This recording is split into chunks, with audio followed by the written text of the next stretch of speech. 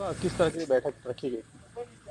देखिए, जो चिरमिरी के श्रम ब्यूरो के साथ अन्याय हुआ है, वो अन्याय जो प्रबंधन के अधिकारी, भारतीय जनता पार्टी के पूर्व नेता और चिरमिरी में दलाल किस्म के लोग, जो तीनों का जो तिकड़ी लाखों रुपए की वसूली कर रहा था, जिसके लिए कांग्रेस की सरकार बनने के बाद, क्षेत्र का विधायक बनने के बाद 18 महीने से लगातार ईश्वर हम लोगों ने इनको न्याय दिलाने के लिए जिसका पहल किया था।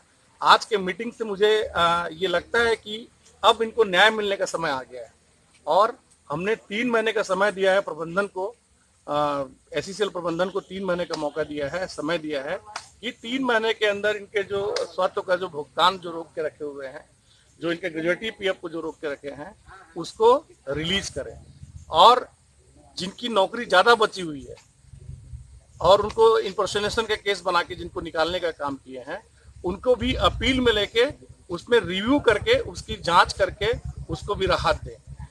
ये दो तरह की बात हमने उनसे की है। उन्होंने बोला है कि 3 महीने के अंदर दोनों ही जो काम का है उसका निराकरण हम करेंगे।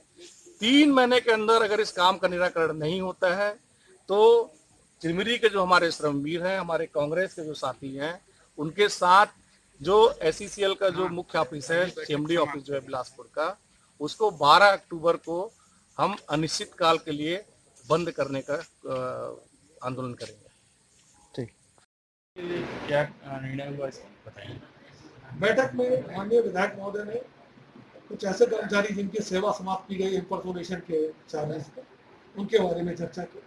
उनको विशेषकर उनके ग्रेच्युटी और पीएफ के भुगतान के संबंध में, उस संबंध में विस्तृत चर्चा के दौरान ये जानकारी दी गई कि ये विषय प्रबंधन के विचाराधीन है और इससे संबंधित सभी तथ्यों को ध्यान में रखते हुए इसमें कंपनी हेडक्वार्टर की ओर से सभी क्षेत्रों को निर्णय से अवगत कराया जाएगा कि ग्रेच्युटी और पीएफ के संबंध में किस तरह कार्रवाई की जाए। किस आधार पर श्रमिक को बर्खास्त किया गया है?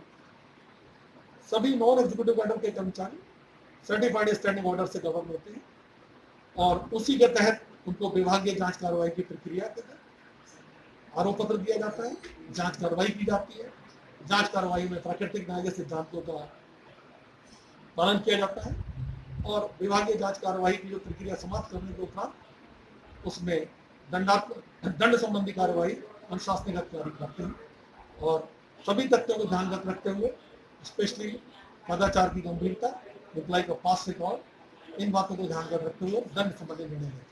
तो क्या इन श्रमिक के आधार पर एफआईआर की गई है आपने? क्या दोषी पाए तो इसमें कुछ? मेरे को ये जानकारी नहीं है क्योंकि ये क्षेत्रों से संबंधित प्रकरण होते हैं, तो उसमें एफआईआर की नहीं की गई, ये मेरी जानकारी में नहीं है। इस बारे में बगैर जानकारी के मेरा उचित नहीं होगा इसका जवाब है। लेकिन ये जो आपने मतलब 45 से 50 साल तक नौकरी करते हैं, उस पर आपने पहले जांच नहीं कराई थी कि इस तरह की त्रुटियां पाई जाएंगी तो इसमें बर्खास्त की जाए? किस निर्णय पे इन्हें नौकरी दी जाती है? क्या उस समय श्रमिक को जांच होती है कि नहीं होती है? एसपी के द्वारा कोई वेरिफिकेशन कराया जाता रहा कि नहीं कराया जाता? वर्तमान में जितने कर्मचारी आते हैं उनका सभी का पुलिस वेरिफिकेशन होता है, लेकिन अगर कोई शिकायत मिलती है तो शिकायत के जो तथ्य होते हैं शिकायत में दर्ज, उनको ध्यान में रखते हुए निर्णय लिया जाता है आगे कार्रवाई करने का। उसमें एक शामिल है शिकायतकर्ता की पहचान और उसके उपरांत जो उसने तथ्य मेंशन किए। जहां तक इस बैठक में जो बिंदुओं, जिन कर्मचारियों के बिंदु उठाए, कर्मचारियों के प्रकरण उठाए गए, उसमें बहुत से कर्मचारी ऐसे हैं जो 25 से 30 साल से ज्यादा का सेवा वर्ष पूरे किए थे। उनकी स्पेसिफिकली अभी मेरी जानकारी में नहीं है कि पुलिस वेरिफिकेशन फाइल में अवेलेबल था नहीं था, लेकिन उनकी प्राकृतिक न्याय के सिद्धांतों को ध्यान में रखते हुए जांच कार्रवाई समाप्त करने के उपरांत ही इसके लिए एक्शन लिया। लेकिन 40 से 45 साल जानकारी छुपा कर रखने वाले व्यक्ति पर भी